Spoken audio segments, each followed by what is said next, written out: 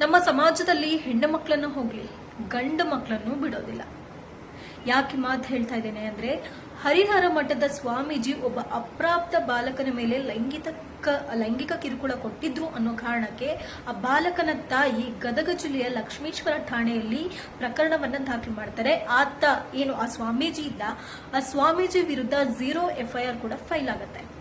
File ಆಗ್ತಿದ್ದಂಗೆ ಆ ಒಂದು ಪ್ರಕರಣವನ್ನ Harihara police ಠಾಣೆಗೆ ರವಾನೆ ಮಾಡ್ತಾರೆ. ಇನ್ನೇನ್ ಕಂಪ್ಲೀಟ್ ಆಗ್ತಿದೆ ಅನ್ನುವಂತಹ ಸಂದರ್ಭದಲ್ಲೇನೆ ಆ ವಚನಾನಂದ ಸ್ವಾಮೀಜಿ ನಿರೀಕ್ಷಣಾ ಜಾಮೀನನ್ನ ತರಲಿಕ್ಕೆ ಹೊರಡ್ತಾರೆ.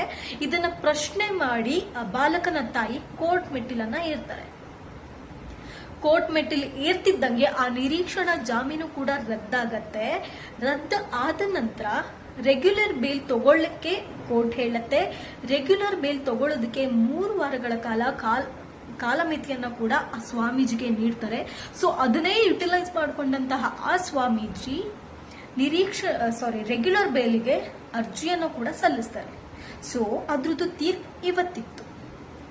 ನಾವ್ ಅನ್ಕೊಂಡಿದ್ವಿ ಆ ಪುಣ್ಯಾತ್ಮನಿಗೆ ಬೇಲ್ ಸಿಗೋದಿಲ್ಲ, ಆ ವ್ಯಕ್ತಿ ವಿರುದ್ಧ ಏನು ಆತ ಮಠಾಧೀಶ್ವರ ಅಂತ ಹೇಳಕ್ ಇಷ್ಟಪಡಲ್ಲ, ಆ ವ್ಯಕ್ತಿ ವಿರುದ್ಧ ಏನು ಪ್ರಕರಣ ದಾಖಲಾಗಿತ್ತು ಅದಕ್ಕೆ ಸರಿಯಾದಂತಹ ರೀತಿಯಲ್ಲಿ ಒಂದು ನ್ಯಾಯ ಸಿಗತ್ತೆ, ಕೋರ್ಟ್ ಅಲ್ಲಿ ಜಾಮೀನು ಸಿಗಲ್ಲ ಅನ್ನುವಂತಹ ನಿರೀಕ್ಷೆ ಇತ್ತು.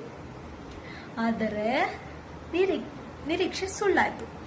ದಾವಣಗೆರೆ ಏನು ಪೋಕ್ಸೋ ಪ್ರಕರಣದಲ್ಲಿ ವಿಶೇಷ ನ್ಯಾಯಾಲಯ ಇರುತ್ತೆ, ಅದರಲ್ಲಿ ಆದೇಶ ಬರಬೇಕಿತ್ತು. ಅಂದ್ರೆ ಆ ಆದೇಶ ಇವತ್ತು ನಿರೀಕ್ಷಣಾ ಜಾಮೀನು ರೆಗ್ಯುಲರ್ ಬೇಲ್ ಏನಿರುತ್ತೆ ಅಂದ್ರೆ ರೆಗ್ಯುಲರ್ ಜಾಮೀನನ್ನ ತಗೊಳಕ್ ಹೇಳಿದ್ರು, ಅದ್ರ ಆದೇಶ ಇವತ್ತು ಬರ್ಬೇಕಿತ್ತು.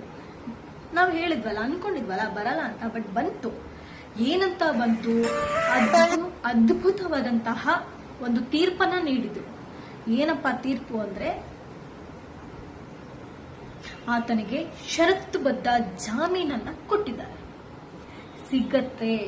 ನಮ್ಮಲ್ಲಿ ಅತ್ಯಾಚಾರ ಮಾಡಿದವರಿಗೆ, ಲೈಂಗಿಕ ಕಿರುಕುಳವನ್ನ ನೀಡಿದವರಿಗೆ, ಅಥವಾ ಹೆಣ್ಣು ಮಕ್ಕಳಿಗೆ ಕಾಟ ಕೊಟ್ಟವರಿಗೆ, ಈ ತರ ಮಕ್ಕಳನ್ನ ದುರ್ಬಳಕೆ ಮಾಡಿಕೊಂಡವರಿಗೆ, ತನ್ನ ಕಾಮುಕ ಚಟುವಟಿಕೆಗಳಿಗೆ ಬಳಸಿಕೊಂಡವರಿಗೆ ಬೇಲ್ ಸಿಗತ್ತೆ. ಇದು ನಮ್ಮ ವ್ಯವಸ್ಥೆ. ಇನ್ನು ನಮ್ಮ ದೇಶದಲ್ಲಿ ಏನು ಈ ತರ ಕೆಟ್ಟ ದರಿದ್ರ ಕೆಲಸ ಮಾಡೋರಿಗೆ ಜಾಮೀನು ಸಿಗುವಾಗ ಇನ್ನೆಲ್ಲಿ ಪ್ರಕರಣಗಳು, ಇಂಥ ಕೆಟ್ಟ ಕೆಲಸಗಳು ಕಡಿಮೆ ಆಗುವಂದ್ರೆ ಇನ್ನೆಲ್ಲಿಂದ ಆಗತ್ತೆ? ನಾವು ನಿರೀಕ್ಷೆಗೂ ಮೀರಿದ, ಊಹೆಗೂ ನಿಲುಕದ್ದ ಒಂದು ಏನು ತೀರ್ಪನ್ನ ಎಕ್ಸ್ಪೆಕ್ಟ್ ಮಾಡ್ತಿರ್ತೀವಿ. ಆಗ ಇಂತಿಂಥ ಒಂದು ಏನು ತೀರ್ಪನ್ನ ಕೊಟ್ಬಿಟ್ರೆ ನಾವು ಎಕ್ಸ್ಪೆಕ್ಟೇಷನ್ಸ್ ಎಲ್ಲಿಂದ ಹಿಡ್ಕೋಬೇಕು? ಇನ್ನೆಲ್ಲಿ ಅನ್ಯಾಯಗಳು ಕಡಿಮೆ ಆಗು, ಮೋಸ ಕಡಿಮೆ ಆಗು, ದ್ರೋಹ ಕಡಿಮೆ ಆಗು, ಭ್ರಷ್ಟಾಚಾರ ಕಡಿಮೆ ಆಗು, ಅಥವಾ ಅತ್ಯಾಚಾರ ಪ್ರಕರಣಗಳು ಕಡಿಮೆ ಆಗು, ಸುಳ್ಳು, ದಗಲ್ಬಾಜಿ, ಮೋಸ, ಕೊಲೆ ಎಲ್ಲ ಕಡಿಮೆ ಆಗು ಅಂದ್ರೆ ಎಲ್ಲಿಂದ ಆಗ್ಬೇಕು? ನಾವ್ ಅನ್ಕೊಳ್ಳೋ ತರ ಏನಾದ್ರೂ ಈ ತರ ಯಾರು ಇಂಥ ದರಿದ್ರ ಕೆಲಸಗಳು ಮಾಡ್ತಾರೆ ಅವರಿಗೆ ಸರಿಯಾದ ಒಂದು ಕಾನೂನಿನ ಅಡಿಯಲ್ಲಿ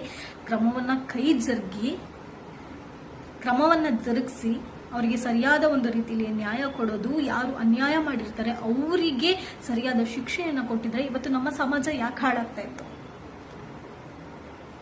ಇವತ್ತು ಅದೇ ಧೈರ್ಯದ ಮೇಲೆ ನಾನು ಮಾಡಿರೋ ತಪ್ಪಿಗೆ ಹೇಗೆ ಬೇಕಾದ್ರೂ ಹೊರಗೆ ಬರ್ತೀನಿ ಅನ್ನೋ ಧೈರ್ಯದ ಮೇಲೆನೆ, ಹಣ ಇದ್ರೆ ಇವತ್ತು ಏನ್ ಮಾಡಬಹುದು ಅನ್ನುವಂತಹ ದೃಢ ಮನಸ್ಥಿತಿ ಮೇಲೆನೆ ದಿನೇ ದಿನೇ ಇಂತಹ ಪ್ರಕರಣಗಳು ಜಾಸ್ತಿ ಆಗ್ತಾ ಇರೋದು.